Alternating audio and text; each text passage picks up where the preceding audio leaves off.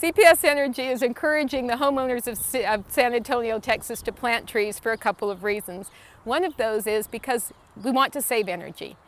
We want to save approximately 700 megawatts of energy by the year 2020, and that would keep us from having to acquire that energy by other sources, such as building another power plant. Not only will we save energy, but you may have heard that trees help clean the air. They absorb carbon dioxide and give us oxygen. Michael, this is the site we've chosen for the tree. What do you think? It's great. The first thing you want to do is choose the location for your tree. It is important that the tree be within 10 to 30 feet of the home.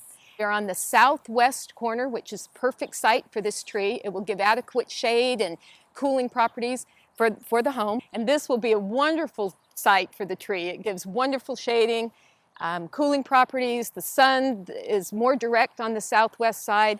As the tree grows, it will continue to provide shade and cooling for the home. That in turn will reduce the energy bill and just make it a much more pleasant place to sit. Once you've chosen the location for your tree, measure the pot that the tree is in and dig the hole at least 3 times as wide, 3 times the width of that pot, of that diameter of the pot. Okay, now as you're digging your hole, before you get the hole too deep, be sure to get your tree and measure the depth of the tree, and then compare that to how deep you've dug your hole. There's no reason to do more work than necessary. Okay, when Michael was measuring this, he measured to the top of the root ball of the tree, not to the top of the pot.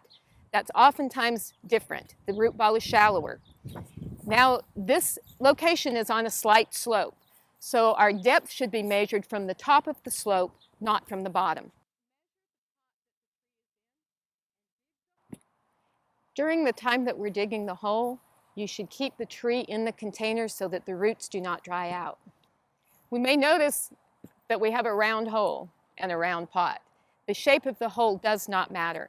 The width is the most important. We want to loosen up the soil so that the roots can easily grow into that area, and that encourages root development. Now that we've dug a little bit deeper, we're going to take a second measurement. Now notice that the top of the shovel handle is approximately 2 inches higher than the actual depth of the hole. That's what we want, because we want the flare of the roots of the tree, what we call the flare at the bottom of the trunk and where the roots begin, we want that to be above the soil level. If this goes below the soil level, then the root tissue, the roots, will then begin to grow up and around and could actually do what we call girdle the tree and choke it off and kill the tree, or it will not thrive.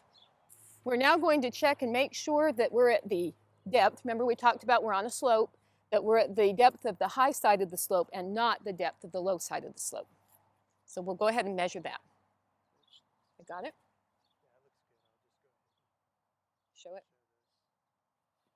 Okay. We're ready to go.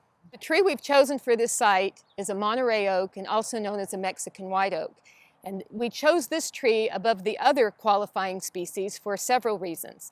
First of all, compared to the other species that are allowed in the rebate program, this one is rapidly growing, is quicker growing. It also is what we consider what we call semi-evergreen, which means that the leaves stay on the tree longer than a deciduous tree. A deciduous tree loses its leaves in the fall. This tree won't lose its leaves until the spring, just at the time when the new leaves are going to come on. It's also very drought tolerant and very easy to care for. Now that the tree is out of the pot, we are able to visualize, we're able to see the roots. What Mike is doing, we're looking to see how compact, how root-bound the pot is, how tight those roots were in the pot. Any roots that are tight, wrapped around in a circle, and circling the root ball itself, we want to loosen those. We want to pull those out, and that's what we're doing here. Now, if you don't have a tool in your shed, don't worry about that, because you can do the same thing with your hands.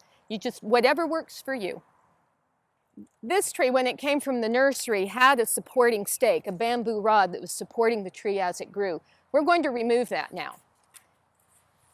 Oftentimes, when we remove the stake, we will see that the tree then, without that support, and because of the way it's grown being supported, will lean away from where the side that the stake was on. We're going to position the tree in the hole to accommodate for that lean, and as the tree grows, it will straighten. Now that we've accommodated our root ball, we've pulled those roots away and we've adjusted a little bit, we need to measure again because we've taken some of that soil out from underneath the tree. And as you can see, we're a little short. We're a little shallow. The remedy for that is to come back and put some soil back underneath and bring the tree up so our flare is above the soil line. And we will compact underneath. Okay. Compact the soil underneath to give good stability to the tree.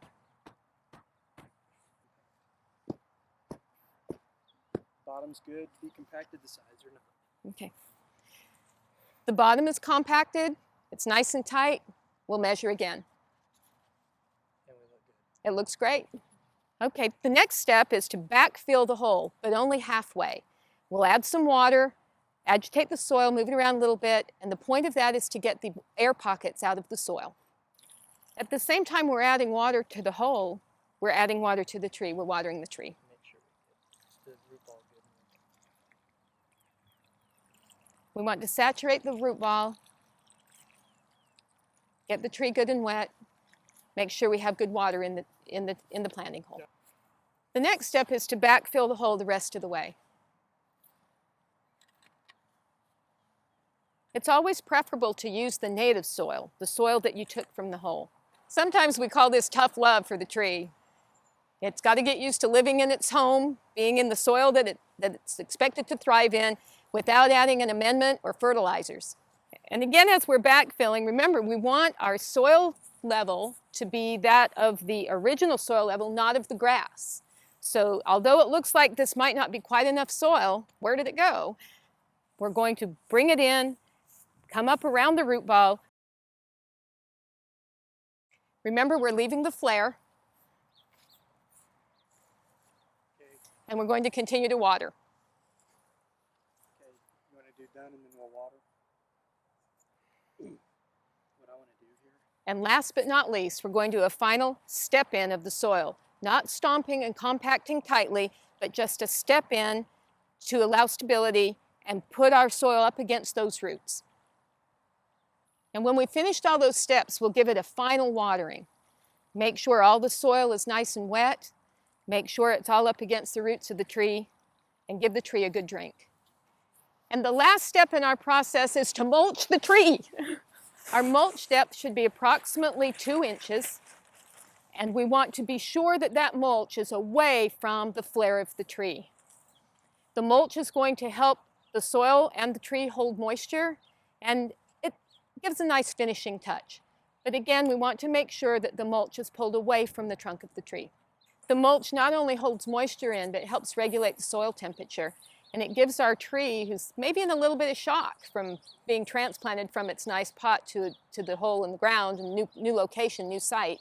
And it helps that tree by regulating the soil moisture and the soil temperature. Okay, there you go. Wasn't that easy? And not only that, but it's beautiful.